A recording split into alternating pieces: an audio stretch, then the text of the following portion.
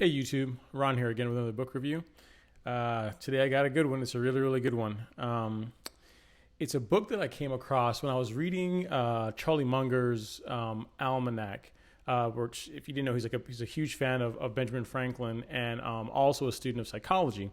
And one of the books that he read over the years, and then he recommended, he said it was like one of the best books that he'd read, and he thinks that everybody should read it, is this one, Influence, the Psychology of Persuasion by Robert Cialdini.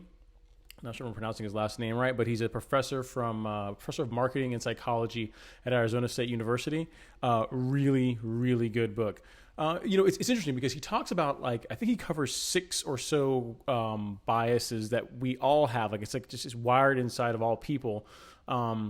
That you don't even really realize. Like, I think in Charlie Munger's book, Charlie expands Cialdini's work to 25 or so cognitive biases, but Cialdini focuses on the major 6. So, I mean, the best part of the book is that, so I'm just going to kind of go through each one of them really quick. I know I'm trying to keep these reviews somewhat short, but again, this is a classic. I mean, it's one that's probably going to earn a spot on my bookshelf here, right up here right up to like Think and Grow Rich and The Intelligent Investor.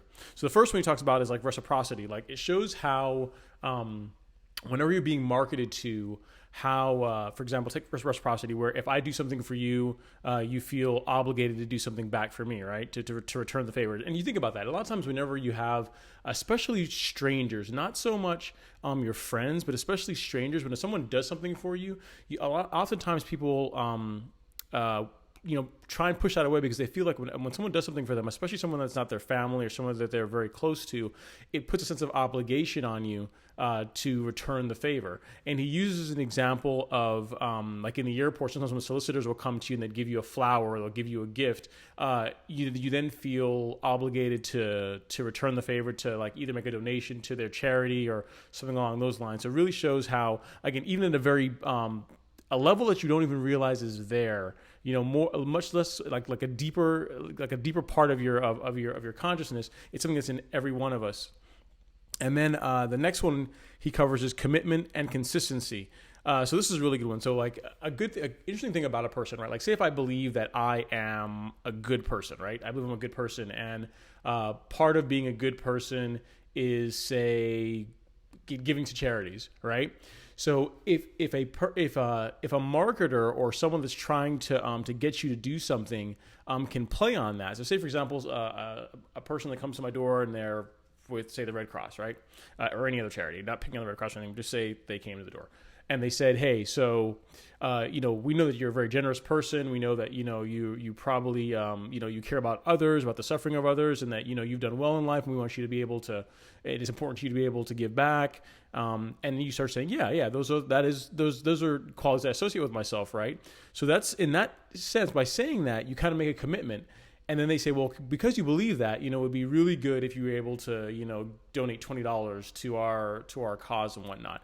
So a big part of us is once we've committed ourselves to being a certain way, innately people have the ability or have the need to be consistent with who we are inside, right? So again, it's something that's inside each of us. The commitment consistency bias, really, really good one.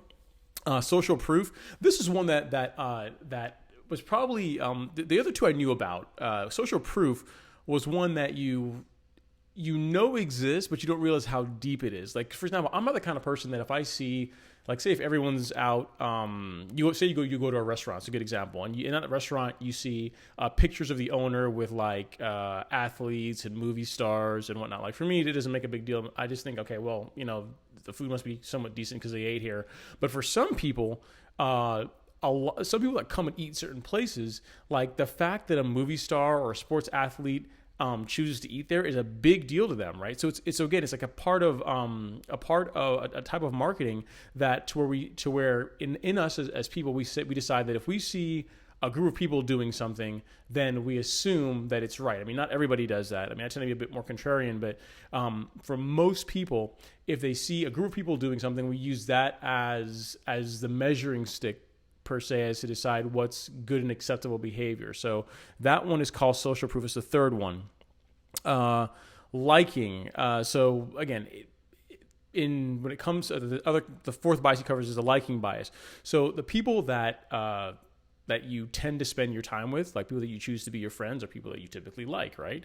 So he gave the example of a car salesman, and he said that how this car salesman, he would meet this guy, he would meet people, and he would send them cards. He was very, very touch sensitive. He'd always make sure that if a person came in and tried to buy a card as a dealership, whether they made the sale or not, he'd always get their information. He would send them cards. He would call and follow up. He would take an active interest in them. And it's the kind of guy that you wanted to like this person. And what Cialdini's pointing out is that whenever you come across or whenever you become likable, or whenever we encounter people that we find agreeable to us, we're more likely to be compliant with their requests. So if a friend of yours asks that you enjoy spending time with, says, hey, can you come help me move a couch on Saturday or whatever, and you like this person, you're much more likely to do it than if a perfect stranger, or probably even worse, someone that you know and you don't like asks you to do something. You're less likely to be compliant. So liking as another one of the biases. So the fourth one, the fifth, authority, is a really good one. So a lot of times you'll see like commercials on TV, right? And they'll be offering some product, whatever it is, could be like a facial cream or some health supplement or something. And oftentimes they'll have like a doctor that will be on the screen and say, a doctor endorses this. And what's really funny about this, that even in some cases where the endorsement is fake, right? So like the person, like it even says like not a real physician, like a paid actor. So it's not even a real doctor that's giving the endorsement. How just the fact that it's a person like, in a lab coat and they're speaking from a position of authority that for most people, that forces them to be compliant, or it bends them towards compliance. So it talks about this is for the same reason as why if like a police officer, if they're off duty, tells you to do something, you're less likely to do it than if they come up to you in their suit, their garb, and they have their gun and their badge and everything. The fact that they are in a position of authority and they have the garb that goes along with that, for most people, moves you to be more compliant. So authority is another one of the social biases. And then finally, the one that he covers is scarcity, which is, I think everyone sees that, 20% off for like 5 days, or, get these few while it lasts. Or a really good one is like you look at on Amazon sometimes when you're buying a book, like I buy a lot of books, and on Amazon, you'll see it, they'll say, for example, this book will be like, 4 left at this price. So to kind of create an air of scarcity, like, if I'm the fear of missing out, that if I don't order the book now, I might not, get that price whenever I want to get the book, or who knows, it might be sold out and it'll take them a long time to get more. So it shows that going back to the time, take for example, food, going back to the time like, hundreds of thousands of years ago when food was scarce and, you didn't know when your next meal was coming.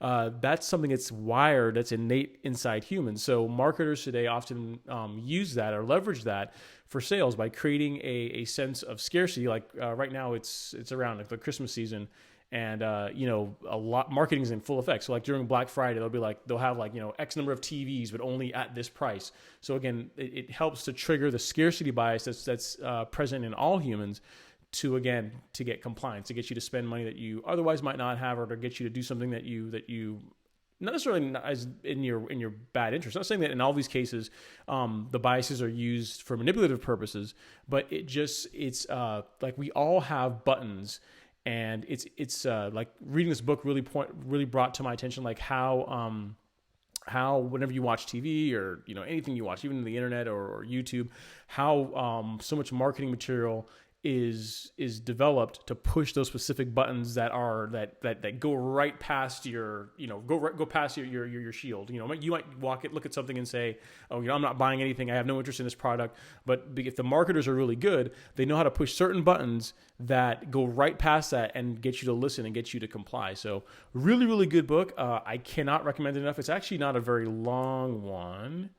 It's 280 pages. So, 280 pages, but very quick reading. It's not a heavy book. It's not like reading, like Dr. David Buss's book, like Evolutionary Psychology. That's a really, really heavy book. Like some books that you read, it's like you get through like 5 pages and that's a lot. This book you can get through pretty quickly, and it's an absolute joy to read. I would highly recommend Influence, The Psychology of Persuasion. Really good book, short read, and it's something that really everyone should be aware of this, because it's going to really open your eyes to how a lot of the things that you see every day are geared towards getting your compliance, towards doing things that, again, not necessarily are bad for you, but just to kind of get you to take action, whereas you otherwise might not.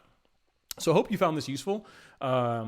Again, great book. If I have any questions about it, or if there's anything else I can answer, and I've gone 10 minutes and 30 seconds on this one, so it wasn't a short review, but again, book very, very well worth it. Influenced by Dr. Robert Cialdini, and I hope you found this useful. Thanks.